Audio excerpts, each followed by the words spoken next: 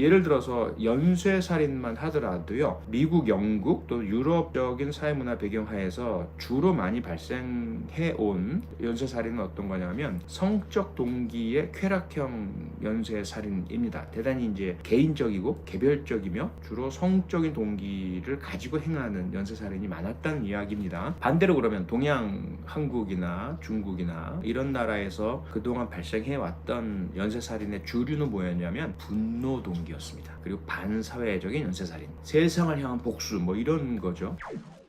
프로파일링에 있어서 인종 간 차이가 있는지 궁금합니다. 동양 범죄자들과 서양 범죄자들이 같은 상황에서 다르게 행동하나요? 라는 그런 질문입니다. 아주 이제 좋은 질문이시긴 한데요. 우선 하나만 좀 먼저 말씀을 드리고 싶어요. 뭐냐면 인종이라는 그 단어는 상당히 좀 유의해서 사용할 필요가 있다. 여기에는 차별적인 그런 어떤 그 의미가 좀 사회적으로 깔려 있는 경우가 많다 보니까 그렇습니다. 그래서 프로파일링도요, 인종과 프로파일링이 붙게 되면 인종 프로파일링, 영어로 racial profiling이라고 하죠. 요거는 용어 자체가 미국에서는 불법에 가까울 정도로 잘못된, 사용해서는 안 되는 용어로 규정되고 있습니다. 1994년 미국의 클린턴 대통령 당시부터 대통령령으로 racial profiling은 해서는 안 된다, 금지다, 뭐 이런 어떤 대통령 명령이 내려지기도 했었습니다. 거기엔 당연히 사연이 있겠죠. 무슨 말이냐면 이 프로파일링이라는 용어 자체가 여러모로 사용되고 있잖아요. 그런데 그 당시 1990년대에 어떤 일이 있었냐면 미국에서 범죄 문제 해결을 하려고 워낙 심각하고 그러니까 통계에 기반을 좀 해서 아주 우범적인 타겟을 향해서 집중적인 경찰 활동을 하는 방식의 그런 접근을 했었어요. 그러다 보니까 어떨까요? 유죄 판결이 내려진 강력 범죄자, 그 다음에 교도소에 수감되어 있는 중범죄자, 이들에 대한 통계적 분석을 해보니까 그들 중에 절반 이상, 50% 이상이 흑인이더라. 그 다음에 한 뭐 20몇 %가 히스패닉이더라. 그래서 주로 유색인종, 소수인종들이 이 강력 범죄의 다수를 차지하고 있더라. 그리고 이들의 연령대별로 보면 10대부터 30대까지, 그리고 직업적으로 보면 무직, 그러다 보니까 이 통계에 기반한 것 아니냐, 과학적이냐, 이지 않느냐라고 해서, 그러면 경찰관들이 불신검문을 할 때에 현장에서 미리 예방하기 위해서 지나가는 사람 중에 이러한 프로파일에 해당되는 흑인이고 젊고 직업이 없어 보이는 건 어떻게 보일까요? 뭐 힙합 저기 복장하고 뭐 이렇게 다니고, 경찰관들만의 어떤 기준이 있었겠죠. 그래서 그런 대상을 향해서 적극적인 공격적인 검문 검색을 실시한 겁니다. 그러다가 가끔 이제 해외 토픽으로 들으셨을 거예요. 이 항의하거나 저항하는 이제 흑인들에 대해서 경찰관들이 무자비한 공격을 하고 그러다 사망하기도 하고, 그러다 폭동이 일어나고, 이런 일들이 계속 반복되고 그랬죠. 그러다 보니까 이제 당시 클린턴 미국 대통령은 그런 이제 현실에 대한 조사를 다 한 이후에 레이셜 프로파일링은 과학적이지도 않고 타당하지도 않으며 불법적이다, 그러므로 이것을 금지한다, 이렇게 하기까지 했습니다. 최근에도 역시 그 이후에 또 좀 잠잠하다가 다시 그런 인종을 기반으로 한 용의자 또는 우범자 구분, 그리고 공격적이고 선제적인 불신검문 등의 경찰 활동, 이로 인해서 발생했던 이런 사건들 최근에 보셨잖아요. 그런 사건들로 인해서 다시 이 레이셜 프로파일링이라는 용어가 다시 등장을 하고 있습니다. 그래서 미국 민주당은 아예 법적으로, 대통령령만으로는 연방 이외에 일반 주나 시 등에는 영향을 못 끼치니까 아예 법으로 레이셜 프로파일링을 금지하는 법을 만들자. 근데 공화당은 반대를 하고 있고, 좀 이런 상황입니다. 그래서 인종이란 용어는 좀 우리가 유의를 해야 한다. 우리나라야 뭐 그렇게까지 심각하진 않지 않냐라는 말씀 주시지만, 우리나라도 지금 거의 이제 다문화 사회가 되어 가면서 인종이나 국적 관련한 차별적인 언어들, 표현들 뭐 공개적으로 막 사용되고 있죠. 국회에서도 막 사용되고 있고요. 그런 부분들까지 생각을 한다면 프로파일링이 그런 건 아니다라는 거 우선 말씀을 드리고 싶어요. 그래서 지금 이제 질문의 취지는 전혀 그렇지 않죠, 당연히. 하지만 혹시라도 그런 이제 맥락이 있다라는 말씀은 좀 드려야 될 것 같아서. 그 다음에 이제 질문하신 내용, 당연히 배경이 다르면 행동이 다르죠. 그래서 인종이란 표현보다는 사회문화적이란 표현을 좀 사용했으면 좋겠습니다.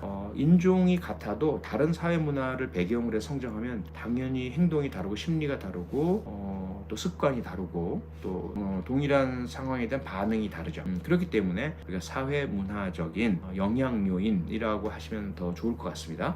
그러면 프로파일링 당연히 그런 것들을 따져보죠. 과연 유사한 상황에서 어떠한 사회 문화적 배경을 가진 사람이 어떤 식으로 행동하느냐라는 것들은 당연히 프로파일링의 기본적인 요소로 들어갑니다. 예를 들어서 연쇄살인만 하더라도요, 사실 미국, 영국 또 유럽적인 사회문화 배경 하에서 주로 많이 발생해 온 연쇄살인은 어떤 거냐면 성적 동기의 쾌락형 연쇄살인입니다. 대단히 이제 개인적이고 그리고 개별적이며 주로 성적인 동기를 가지고 행하는 연쇄살인이 많았다는 이야기입니다. 반대로 그러면 동양, 한국이나 중국이나 이런 나라에서 그동안 발생해왔던 연쇄살인의 주류는 뭐였냐면 분노 동기였습니다. 그리고 반사회적인 연쇄살인, 세상을 향한 복수 뭐 이런 거죠. 예를 들면 김대두 1970년대라서 잘 모르실 수 있겠는데요. 또는 지존파는 아시죠? 지존파. 그 다음에 지춘기를 혹시 아세요? 지춘기를 잘 모르실 텐데 그 사회보호법의 1호 대상자로 절도상습범인데 징역 2년 6개월에 보호감호가 10년. 배보다 배꼽이 더 컸던 거죠. 그래서 자기가 2년 6개월만 옥살이에 살고 나올 줄 알았는데 12년 6개월을 있게 되니까 그것에 대한 분노를 보호감호소에 있다가 나오면서 인근에 있는 그 야산에서 또는 그 화전민 이렇게 생활하시던 그 어르신분들, 노인분들, 이분들을 연쇄살인했던 끔찍한 사건이 있었습니다. 그 경우에도 결국은 분노죠. 그리고 세상에 대한 분노. 그가 가졌던 분노는 사회보호법을 제정하고 시행했던 국회의원들이나 고관대작들인데 이 지춘길이라는 범죄자는 그러한 입법자들이나 사회 그 고관대작들한테 접근할 수도 없었어요. 그러니까 엉뚱한 사람, 자기보다 약한 사람에게 그걸 풀어냈던 것이고요. 그리고 지존파는 잘 아시잖아요. 지존파들도 자기들이 뭐 가난하고 배경이 없어서 늘 그렇게 불이익 처분받고 조금만 잘못해도 정과가 따라 붙었다. 세상에서 자기들은 이제 더 이상 정상적으로 못 산다. 이럴 바엔 한탕하자. 부자들한테 복수하자. 이래서 이제 부자들을 살해하겠다고 고급 승용차만 골랐는데 너무 안타깝게도 청년 이 중소기업 회사 직원이 너무 열심히 일하니까 사장님께서 내 차 한번 써서 좀 한번 신나게 놀고 와 이런 식으로 이제 차를 빌려 주셨는데 그 사장님 차를 빌려 타고 갔던 청년이 고급 승용차를 탔던 이유만으로 여자친구와 함께 있다가 지존파에게 당하는 그런 일도 있었고요. 그 다음에 상당히 힘들고 어렵게 사업하시는 중소기업 대표께서 역시 영업 때문에 그 상대방 파트너와 만나는 이런 문제들이 있잖아요. 그래서 이제 고급 승용차를 좀 부담이 되지만 구매해서 타고 다니셨는데 역시 또 타겟이 돼서 지존파에게 살해당했던 끔찍한 일들도 있었죠. 이렇게 이 분노 동기가 주로 우리 대한민국이나 중국 같은 나라 이런 나라들이 왜 그럴까요? 우리에게는 기본적으로 좀 평등 의식이 있습니다. 과거에 그 신분제 사회에서 오랫동안 불공정 또 불합리 불의 이런 것에 시달려 와서 그랬는지 모르겠지만 불공정한 걸 못 참죠. 그러다 보니까 자기들이 잘못인데도 결과적으로 자기 또래 다른 사람과 평등하지 않으면 이걸 견뎌내지 못하고 여기에서 조금만 사회 부조리나 뭐 이런 불공정에 대한 보도나 이런 걸 보면 다 저런 것 때문에 이런 거야. 자기 탓은 하지 않고 남 탓만 하는 이런 일들이 생기다 보니까 좀 사회적인 그 불만, 분노 동기에 의해서 다른 사람들을 적으로 돌리고 자기와 전혀 아무런 상관이 없지만 자기보다 좀 잘 사는 것 같은 행복해 보이는 것 같은 이런 사람들에게 부하가 치밀어서 그들을 공격하는 이런 형태가 꽤 많았었죠. 그런데 꼭 그렇기만 한가? 그렇지는 않지 않습니까? 우리가 이제 과거 이춘재 범행으로 나중에 밝혀졌지만 화성 연쇄살인 사건 같은 경우도 개별적 양상을 보면 이건 성적 동기의 쾌락형 연쇄살인이었거든요. 그래서 그 당시 일부에서는 뭐라고 얘기했냐면 제가 당시 화성 경찰서 근무하고 그럴 때 어떤 얘기가 막 돌았냐면 이건 한국 사람이 한 범죄가 아니야. 한국 사람들은 이런 성적인 연쇄살인 저지르지 않아. 경찰 우리 내부에서요.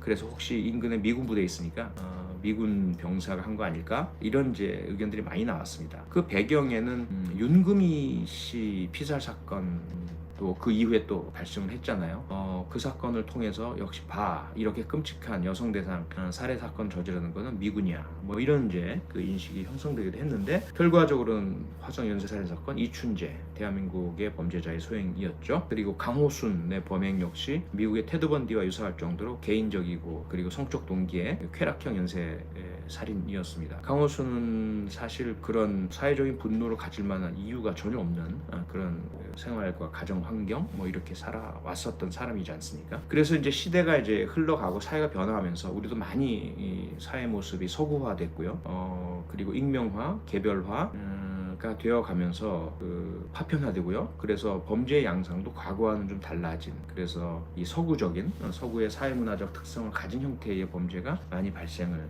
하고 있습니다. 이태원 살인 사건 같은 경우에도 그 미군속 자녀 둘, 그래서 미국적인 그런 뭐랄까요, 그 일탈 문화, 갱 문화 이런 것들을 가진 자들이 한국에 들어와서 그런 범행을 저지르다 보니까 대단히 우리로서 낯선 범죄가 발생을 했던 거죠. 그런 요소들을 많이 반영을 합니다. 그래서 우리나라에도 앞서 말씀드린 것처럼 다문화 사회가 되어 있다 보니까 특히 이제 훼손된 시신이 발견된다라든지 신원이 확인 안 된 변사체가 발견된다든지 할 때 그런 사회문화적인 요소를 고려한 프로파일링을 시도를 합니다. 그래서 혹시 이 사건이 그런 특정한 사회문화적 배경을 가진 그런 범죄자의 소행이 아닌가라는 것들 살펴봅니다. 대단히 이제 좋은 질문 주셨습니다.